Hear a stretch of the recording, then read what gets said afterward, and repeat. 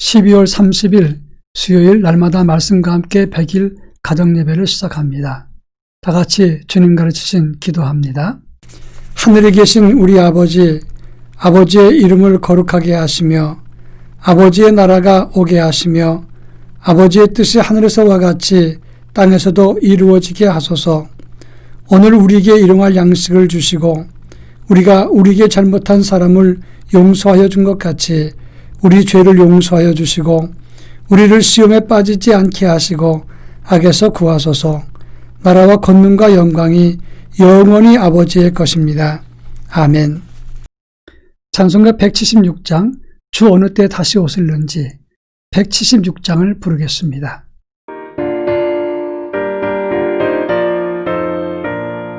주 어느 때 다시 오실는지 아는 이가 없으니 등 밝히고 너는 깨어있어 주를 반겨 맞으라. 주 안에서 우리 몸과 몸이 깨끗하게 되어서 주 예수님 다시 오실 때에 모두 기쁨으로 맞으라. 주 오늘에 다시 오신다면 부끄러움 없을까? 살아였다 주님 칭찬하며 우리 맞아 주실까?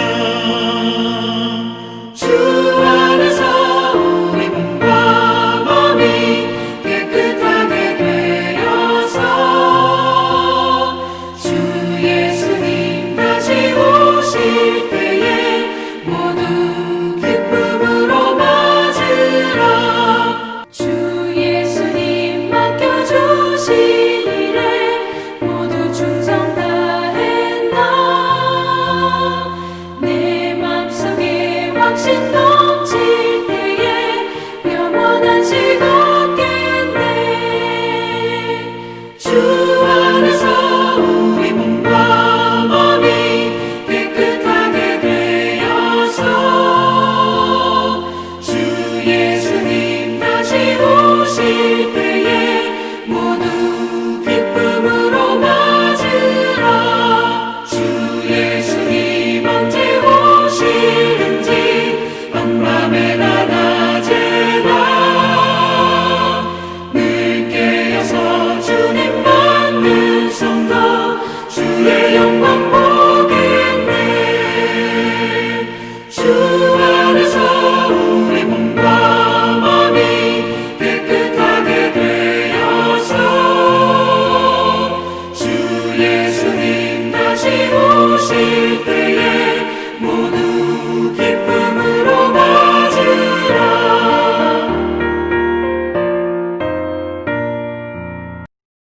이 시간에 우리에게 주시는 하나님의 말씀은 베드로후서 3장 8절로 13절 말씀입니다. 베드로후서 3장 8절로 13절 말씀을 한 절씩 교독하겠습니다. 사랑하는 자들아, 주께는 하루가 천년 같고 천년이 하루 같다는 이 한 가지를 잊지 말라. 주의 약속은 어떤 이들이 더디다고 생각하는 것 같이 더딘 것이 아니라 오직 주께서는 너희를 대하여 오래 참으사 아무도 멸망하지 아니하고 다 회개하게 이르기를 원하시느니라.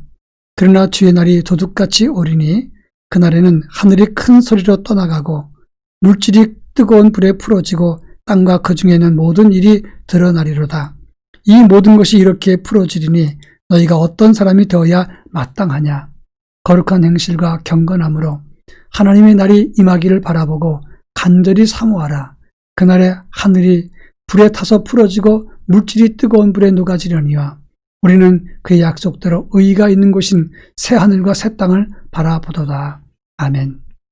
이제 정말 한 해가 저물어 갑니다. 내일이면 12월 31일 그리고 2020년도 다 끝나게 됩니다. 지난 1년을 계산해 보면 코로나로 인해서 정신이 없이 한 해가 지나갔습니다. 한 해를 마무리하는 이 시점에 오늘 본문을 통해서 종말에 관한 교훈을 다시 한번 새기는 시간이 되기를 바랍니다. 우리가 읽은 베드로 후서와 베드로 전서는 한 세트로 이루어진 말씀입니다. 베드로 전서는 소아시아와 여러 지역에 흩어져서 고난받는 성도들에게 그들이 고난과 핍박이 극심했을 때 이를 잘 견디도록 격려한 말씀이 베드로 전서입니다. 또 베드로 후서는 똑같은 내용의 고난받는 성도를 격려하고 위로하는 것이 목적이었지만, 그런데 문제는 극심한 핍박 속에서 배교하는 사람들이 속출했다는 것입니다. 그리고 동시에 거짓 선생들이 나타나서 종말이 더디 온다고 주장을 했기 때문에 이 베드로 후서는 종말에 관한 교훈을 더 포함했다고 하는 것입니다. 베드로는 강조합니다. 종말이 도둑같이 임하리라.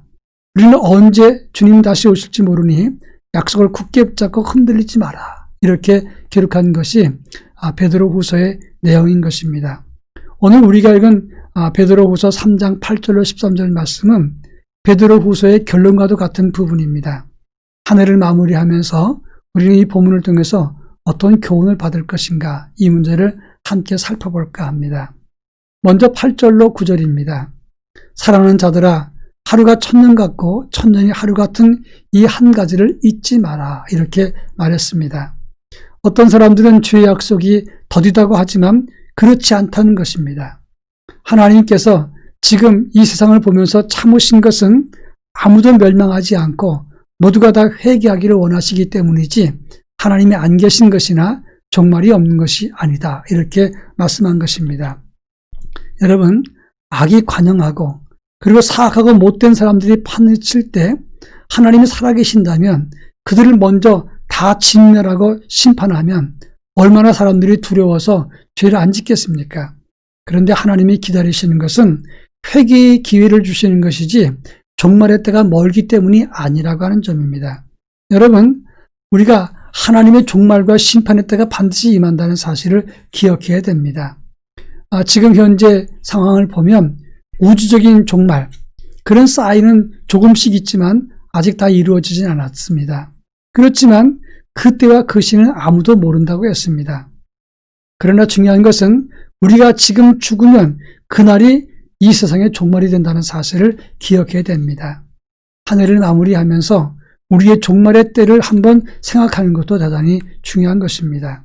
그러면 이 종말의 때에 우리는 어떤 자세와 믿음을 가져야 되는가? 11절에 보면 너희가 어떤 사람이 되어야 마땅하냐? 거룩한 행실과 경건함으로 하나님 날이 임하기를 간절히 사모하라. 이렇게 말했습니다. 거룩한 행실과 경건함이라 그랬는데 이 거룩한 행실이라고 하는 것은 악에서 떠나서 하나님께 헌신하는 것이고, 경건하는 것은 그리스도의 성품을 닮아가는 것을, 그리고 진실로 신실한 마음으로 섬기는 것을 의미하는 것입니다. 한마디로 말하면 구별됨을 가지고 그리고 경건한 영성으로 하나님 앞에 서 있다, 이런 것을 의미하는 것입니다. 저는 가끔 신전의식, 코람데오이라는 말을 사용합니다. 하나님 앞에 서 있다는 것을 의미하는 말입니다. 우리는 그날이 언제 어느 때 올지 모르기 때문에 지금 이 순간 하나님 앞에 서 있다는 의식과 함께 살아가야 된다고 하는 것입니다. 그러면서 동시에 베드로는 말하기를 그날을 간절히 사모하라 그랬습니다. 그래서 사모한다는 말은 서두르라고 하는 말이 있습니다. 더 지체하기 전에, 그리고 기회를 잃어버리기 전에 지금 이 순간 바로 거룩한 행실과 경건함으로 구별된 삶을 살라, 이렇게 강조한 것입니다. 그러면서 동시에 마지막으로 13절에 보면 우리는 그의 약속대로 의의가 있는 곳인 새하늘과 새 땅을 바라보자, 이렇게 말씀했습니다. 여러분, 예수님께서 이 땅에 오셔서 그리고 죽으시고 부활하셨을 때 그 부활된 몸은 우리의 육신의 몸과는 같은 몸이 아닙니다. 우리 몸은 영과 육으로 되어 있습니다. 영은 깨끗하고 신령한 형성을 가졌지만 육의 소욕은 죄 짓는 데 익숙하게 되어 있습니다. 그리고 죄를 따르는 속성으로 만들어져 있습니다. 그래서 우리의 영성이 날마다 새로워도 육의 속성을 죽이지 못하면 방해가 되고 오염될 때가 많습니다. 예수님께서 부활의 몸을 입으신 것은 이 육신의 몸을 극복하고 신령한 몸, 영생의 몸을 우리에게 보여주신 것이고, 그 몸이 거하는 곳이 새하늘과 새 땅이 되는 것입니다. 우리는 이 땅에 살면서 육신의 몸을 입기 때문에 여기 것에 집착합니다. 그러나 영생하는 그런 믿음을 가지고 영원한 생명을 갖고 있는 하나님 나라를 바라보면서 새하늘과 새 땅을 바라보는 영성을 가져야 하는 것입니다. 이 땅의 것, 육신의 것에 목숨 걸지 말고 더 큰 영생의 나라를 바라보면서 믿음으로 새해를 맞이할 수 있기를 부탁합니다. 다 같이 기도합니다. 믿음으로 새하늘과 새 땅을 바라보게 하옵소서. 그리고 늘 깨어있는 믿음을 갖게 하옵소서. 기도하겠습니다.